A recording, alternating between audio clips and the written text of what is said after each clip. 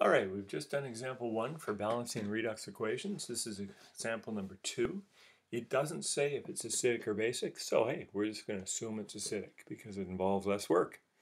So we got to split this into half reactions. Phosphorus to this, phosphorus here, and this iodine to this iodine. So we've got that all organized. Now we got to balance the phosphorus. We got a 4 there, we're going to need a 4 in front right there. Again, you don't have to write it line by line below, but you do need to leave lots of space to get everything written in neatly. Now we have to balance out oxygens, and so we had 4 times 4, that's why we have 16 waters here to balance out the 16 oxygens there.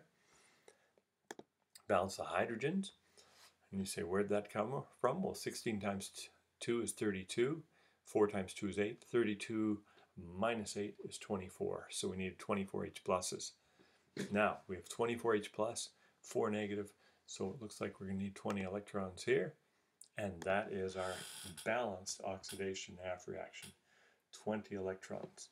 So you can see why we love this example, fairly significant numbers. We do the same thing for the iodate.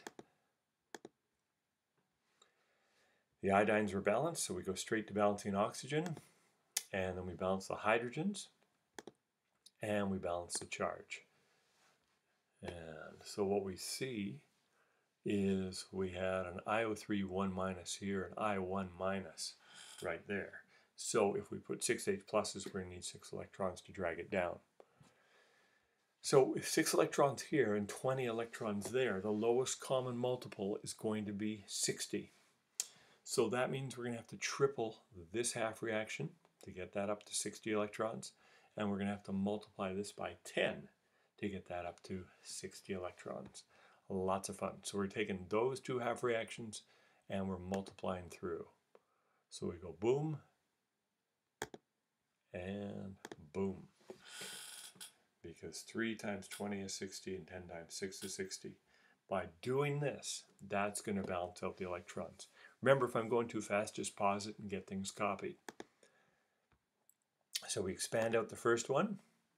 So 3 and 3 times 16 is 48, 3 times 4 is 12, 3 times 24 is 72, and there's our magic 60.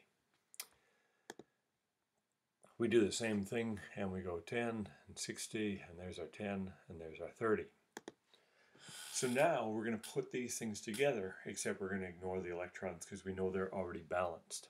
So we're going to take these as our reactants, we're going to take these as all our products, we're going to write that out, and then we'll simplify it.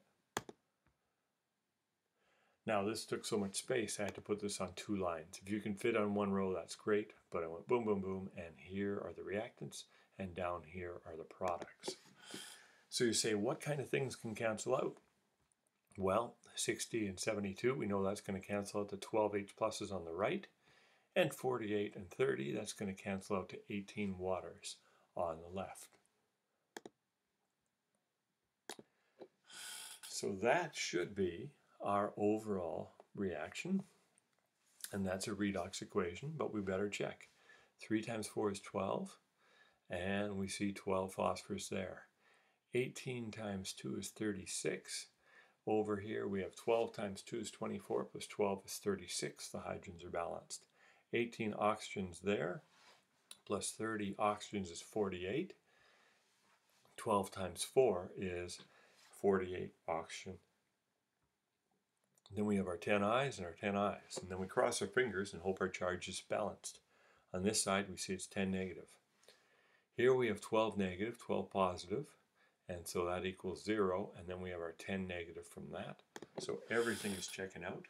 That's about as hard as these things get, and so you do want to give yourself room, and you do want to check. You may even want to check that you balance your half reactions properly, because if they're gibbled, everything below is gibbled. So it's not a bad idea to check at different stages, and definitely check at the end. Easy to make a simple mistake, and if you do, then you get to go back and just double check. All right, that's example 2, on to example 3.